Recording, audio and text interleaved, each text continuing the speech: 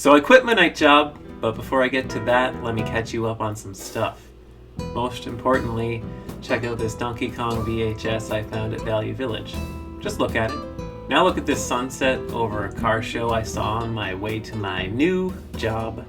Apparently they do this every Tuesday all summer long. At the beginning of October, I hung out with some buds and we watched Schmid do this. He's obviously sweet tricking in this video while drinking wine. And sweet tricking is obviously hula hooping. Oh hey, check out what an empty department store looks like. Doesn't that look like the best place to ride your bike around? Or a skateboard or something? I promise I'm going to get to quitting my night job eventually. Just let me show you a new streetlight right next to an old one. Is that not the craziest thing? Look how much better it is. It's like the Uptown 7-Eleven compared to the downtown one. Both have their positive qualities and everything, but one is clearly cleaner and brighter. On Halloween, we went out with the lads. Andrea went as Rocco from Rocco's Modern Life, and they went as Rainbow Clown, Sad Clown, Punk Clown, while I went as Devout Clown. We all got really drunk and eventually had to carry Rainbow Clown up a dark staircase to get him to bed because he drank approximately one full thing of whiskey in the Queen's honor and couldn't walk anymore. When we got most of the way up the stairs, he figured it'd be a good idea to give up on being conscious and fell full backwards, bowling everyone down the stairs in a huge drunk pile. It's a really weird feeling to fall backwards down the stairs in the dark. It's like in a video game when you get knocked over in first person mode, like someone just drops the camera. I always thought that looked unrealistic until Rainbow Clown knocked me down those stairs. I got this huge nasty bruise from the ordeal. Sorry, but not really that sorry to subject you to it. It hurts anytime I laugh or sneeze, so whenever someone says something too funny, I'm like, ha ha, oh! My bruise is about as extreme as the way H2O is written on this watering can. Gardening has never been so high impact. Okay, so I quit my night job. For the past decade, 10 years, I have worked a night job. Recently, I had an opportunity present itself where I could escape from it, and I took it. It's like I've been stuck in a sewer for the past 10 years, and someone has finally lifted the manhole cover off enough for me to claw my way out. Here is a list of things I'm looking forward to. I'm looking forward to not being tired all the time, mostly. Not having to struggle for hours and hours just to get to sleep. I'm looking forward to sleeping in the same bed at the same time as my fiance, as Andrea.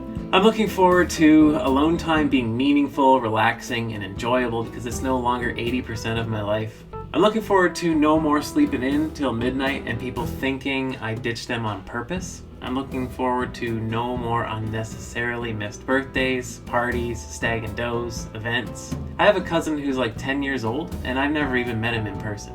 I'm looking forward to stores actually being open when I'm awake, and I'm looking forward to feeling like I'm a fellow human being who belongs in the world.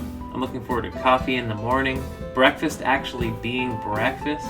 I'm looking forward to not struggling to fall asleep. It's ridiculous how hard it is to fall asleep during the summer on night shift. You can hear people during the day. You can hear them building, kids playing, laughing, general merriment, and all you want to do is scream out the window at them and go, "Stop enjoying life! Get inside and be sad like me!" I'm looking forward to no more drinking beer as soon as I wake up whenever there's a party. I'm looking forward to color, birds, happiness, the sun. I'm really looking forward to better eating. My lunch for work was beans, rice, and veggies with hot sauce almost every single shift. It was incredibly boring and hard as fuck to get it to taste like anything because of the microwave. I know this one is kind of my own fault, but I'm too lazy to cook. Sometimes before I go into work, Andre will cook burritos or something we call ass explosion, which is beans, rice, and manwich sauce. So I'm sometimes eating beans for over half my weekly meals, or I was. This makes a few things at work a bit difficult. Every 10 minutes or so, I would have to let my farts build up enough so that I couldn't hold them in anymore. Then I'd have to go outside to explode. If I didn't do that, I wouldn't be surprised if I ran out of breathable air entirely. Or maybe the walls would start to erode. At the end of my shift, I let the office air out for a while just in case before my relief showed up. And I'm certainly not going to miss how it negatively impacted literally every aspect of my life and the lives of those closest to me. But I have to say I recovered pretty quick once I started sleeping at night again. I noticed that after working nights for 10 years, it's hard to speak. Speech is hard, and talking to people is harder than I remember it being. I've been stuttering and stumbling over words noticeably more often because I went from talking to just about no one to talking to a bunch of people at my new job all the time, all day. And just from day to day, it's just so noticeable and different. My new job is helping me a lot with recovering my people skills. A crazy thing that I noticed after a while of being on days was that the past 10 years there was this underlying pain in the back of my head that had been present long enough to become unnoticeable. It became the norm.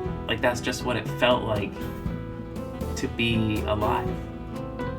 I thought that was just what life felt like. Life is just painful the whole time, on nights. Quitting night shift is like when you have a bad cold and it finally goes away, and you get that first huge breath of real air, and you can't believe how good it feels to be normal. Moral of the story? When you're working at a job and it starts to make you feel shitty, realize that you don't need it. There are other jobs out there somewhere, and that it's never a waste of time to look. And sometimes you need to just do it! And start looking.